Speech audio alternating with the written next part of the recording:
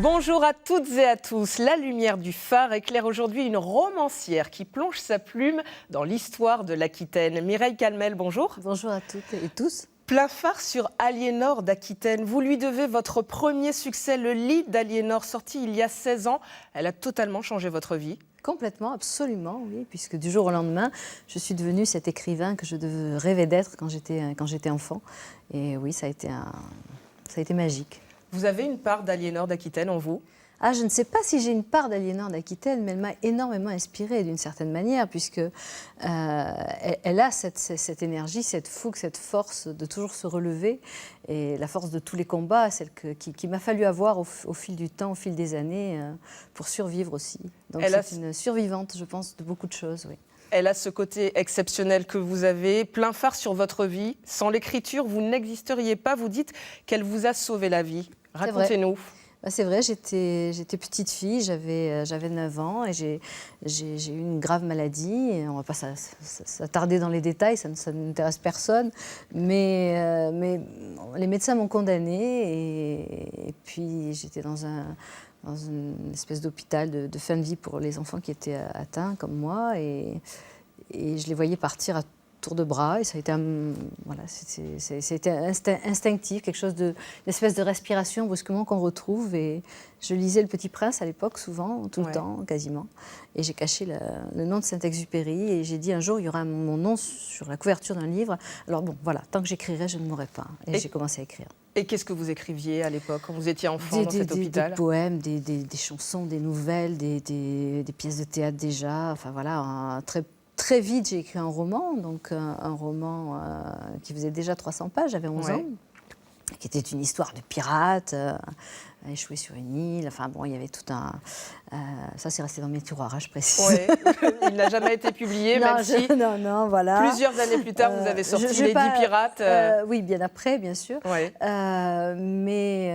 Et puis à 15 ans, j'ai fait ce que font peut-être tous les écrivains quand ils commencent à écrire, c'est-à-dire que j'ai fait ce qu'on appelle maintenant une autofiction, dans laquelle j'ai raconté ce parcours d'enfant handicapé, puisque jusqu'à mes 18 ans, j'ai gardé un statut d'adulte handicapé, un statut handicapé.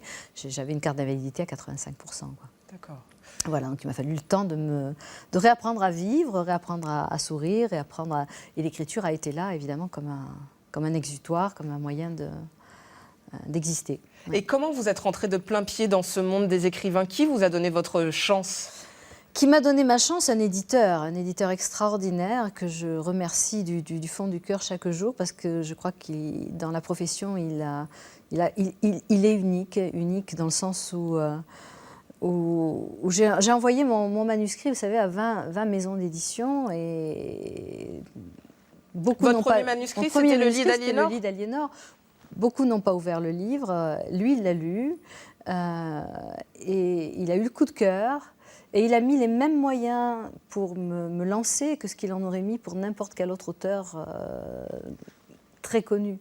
Et puis au-delà de ça, c'est quelqu'un qui n'a jamais mis la pression, qui ne m'a jamais mis la pression, qui a toujours aimé mes histoires, qui m'a toujours portée, qui m'a toujours soutenue, même dans les moments depuis extrêmement difficiles, parce que j'ai eu des moments, des périodes très dures depuis. C'est quelqu'un qui est là pour ses auteurs, autant comme un père. Vous me direz, c'est le propre normalement de tous les éditeurs, mais lui va plus loin. C'est-à-dire que pour lui, chaque auteur est unique, et qu'il ait du succès ou pas, à partir du moment où il rentre dans sa famille d'auteurs, il devient quelqu'un à part entière. Et ça, c'est magique, vraiment. Et je lui dois vraiment ce que je suis. Donc, c'est Bernard Fixot, pour ne citer que lui, les éditions Ixo. Et je crois que sans lui, il est évident pour moi, même aujourd'hui, que je ne serais pas celle que je suis, et que le lit d'Aliénor n'aurait pas connu le succès qu'il a connu. Plein phare sur les femmes de votre vie. Il y a Aliénor d'Aquitaine, mais on va d'abord parler de la première femme de votre vie, votre mère. On va la découvrir en photo avec vous, parce qu'elle a une activité particulière. Expliquez-nous un petit peu. Oui, maman était guérisseuse. Elle a soigné des gens dans le monde entier pendant des années et des années et des années. Là, vous nous voyez sur un salon du livre en forêt de Gralade, en Vendée, un salon que j'aime beaucoup. Alors, c'est vrai, évidemment, c'est pas encore... C'était l'Aquitaine d'Aliénor. Oui, c'était pas la l'Aquitaine nouvelle d'Aliénor. Aquitaine. Pas la nouvelle, mais l'Aquitaine d'Aliénor. Et maman m'accompagnait un petit peu sur le salon du livre, une fois qu'elle a un peu pris sa retraite, qu'elle s'est mise un petit peu en marche, c'est-à-dire qu'elle ne soignait plus 40 ou 50 personnes par jour. Et on avait une complicité totale. Et c'est vrai qu'à plusieurs reprises, comme je vous le disais, moi j'ai croisé la mort 7 fois au cours de ma vie, chaque fois dans des situations très particulières. Et maman a été là chaque fois. Donc elle ne m'a pas donné la vie, elle m'a donné la vie 7 fois. Et elle a soigné, comme je vous disais, des gens dans le monde entier. Des gens venaient de partout, hein, sans aucune publicité, sans rien.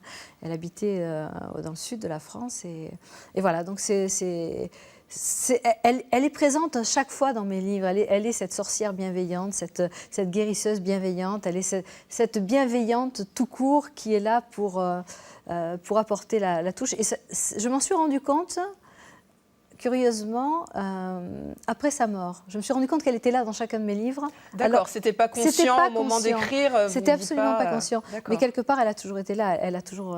Et puis je lui dois, elle aussi, infiniment. Elle m'a légué bien plus que ça. Sa capacité de guérisseuse, elle vous a légué. Alors, peut-être via l'écriture, peut-être que vous auriez... Oui, maman écrivait très très bien. Je suis capable de diagnostiquer, de voir des choses. C'est aussi comme ça que j'écris, parce que je vois des choses. Je vois des images, je capte... alors, ne me demandez pas, je ne mets pas de trucs christiques, de trucs... voilà. Ça ne s'explique pas. Je ne l'explique pas et je ne cherche surtout pas à l'expliquer. Puis je me dis que ce n'est pas parce qu'on n'a pas une réponse aujourd'hui qu'on n'en aura pas dans 10 ans, dans 20 ans ou dans 30 ans. Je vis avec ces événements, avec ces phénomènes-là depuis que je suis toute petite. Ouais. Ils m'ont amenée à Loana de Grimoald, qui m'a amenée à Aliénor, parce que c'était la dame de compagnie d'Aliénor, la narratrice la compagne de Geoffrey Rudel.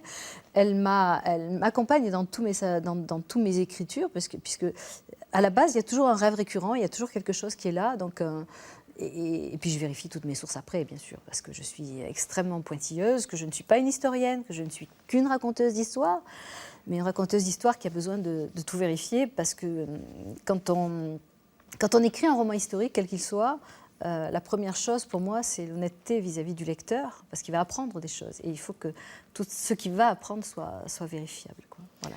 Plein phare sur ce lien qui vous unit à la Nouvelle-Aquitaine, de par son histoire, mais de par votre vie aussi. Tout a commencé en 1985, au nord de Bordeaux, dans le Blayais, votre terre d'adoption, grâce à votre mari, auteur lui aussi, Gérard Sancé, qu'on va découvrir en photo. Qu'est-ce qui vous a plu dans l'histoire de l'Aquitaine pour qu'elle nourrisse ainsi votre plume ? Je vous dis, c'est arrivé tout à fait par hasard. Je suis venue en vacances chez des amis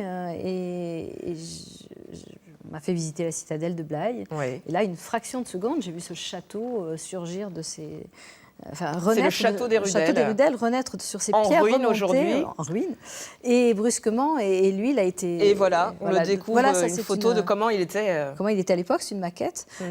Et c'est vrai que moi, je l'ai vraiment vu comme ça, apparaître comme ça. Et il y a eu cette magie-là qui s'est installée. Et j'ai eu envie de savoir qui était Geoffrey Rudel, pourquoi, comment. Et donc, tout ça m'a mené à Aliénor d'Aquitaine. Et progressivement à mon époux, puisqu'on y revient, puisque lui aussi écrivait à l'époque des fables, en alexandrin classique, extrêmement pointue et virulente, qu'il publie d'ailleurs chez un éditeur bordelais, qui ne citer que lui, c'est Elitis.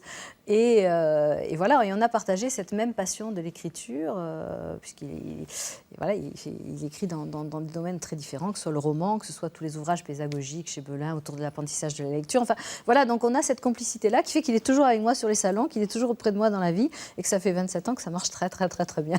Vous êtes un vrai binôme, plein phare sur Absolument. La transmission. Vous avez transmis votre goût de l'écriture et des costumes d'époque à votre fils Anaël, qu'on va découvrir en photo avec vous. Vous êtes tous les deux, vous participez à un festival. Alors, je participe au festival de KPDP au château de Veyre, qui se situe l'été, et dont je suis une des marraines. Enfin, voilà, je suis la marraine. Et Anaël, effectivement, a eu sa période où il aimait manier l'épée, moi aussi d'ailleurs. Et donc, je signe mes livres. Il suit vos traces, lui aussi. Il suit désormais mes traces, puisque, merci Bernard Fixot une fois encore, voilà, Anaël lui a remis un manuscrit il y a quelque temps, et Bernard a trouvé qu'il avait énormément de talent, très dissociable du mien, et ça c'est très chouette, puisqu'il va pouvoir se faire un nom à part entière. Et oui, c'est difficile d'être le fils de sa mère romancière. Ce ne sera pas difficile, parce qu'on a une vraie complicité tous les deux, et que nous n'avons pas d'ego stupide ni l'un ni l'autre, qu'il a une très belle âme, une très belle plume, et que je suis certaine que dans les mains de Bernard Fixot, il va devenir un très très grand auteur. Il s'intéresse lui aussi aux romans historiques ? Il s'intéresse au roman historique, mais là, c'est plutôt sur un autre sujet dont je reste très mystérieuse parce que c'est... Nous garderons le secret. Nous ferons un Juste plein phare vous sur dire votre que fils. personne n'a jamais eu l'idée de traiter ce sujet-là. Très bien, très bon teasing. Donc il est très malin. Plein phare sur la bataille de Castillon. Vous êtes la marraine également de cet événement. Oui, je suis la marraine depuis 8 ans maintenant. Et ça, c'est une très, très grande... Ça me touche beaucoup parce que c'est d'abord, bon, je crois que les Aquitains aujourd'hui le savent, c'est le plus grand spectacle d'Aquitaine. Le plus grand spectacle d'Aquitaine. Que Éric Le Collen lui a donné d'année en année une couleur de plus en plus intense, véridique. Et il y a une vraie émotion. Il y a Anne-Marie Cucula aussi aujourd'hui qui est conseillère du spectacle. On a tous un petit peu apporté notre pierre. Et c'est un spectacle qui réunit vos deux passions finalement. C'est deux autres passions en plus de l'écriture, c'est l'histoire et le théâtre. La scène, le théâtre, puisque moi j'ai fait beaucoup de théâtre aussi. J'ai animé des ateliers théâtre. J'ai eu pas mal d'élèves à une certaine époque.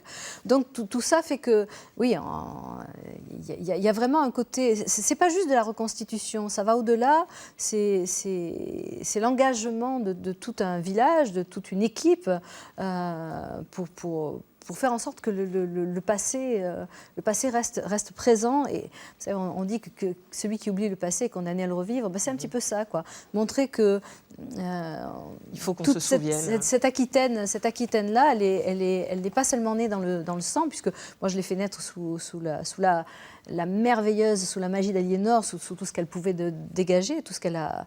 Mais il y a eu aussi la descendance d'Aliénor qui a amené cette bataille, qui a amené la fin de la guerre de 100 ans, la bascule, et voilà. Et donc c'est toute cette histoire qui le déroule. Donc je suis très très fière d'être la marraine de cette bataille. Ouais. Plein phare sur un objet qui vous représente, normal. Vous êtes romancière, vous écrivez, c'est votre stylo. C'est avec celui-là que j'ai signé mon premier contrat chez XO Éditions. D'accord. Et donc, il m'est aussi cher que la tendresse de Bernard Fixot pour ses auteurs. Très bien. Merci beaucoup, Myriel Calmel, d'avoir mis votre vie de romancière dans la lumière du phare. Merci à vous de nous avoir suivis et à bientôt. Au revoir, merci.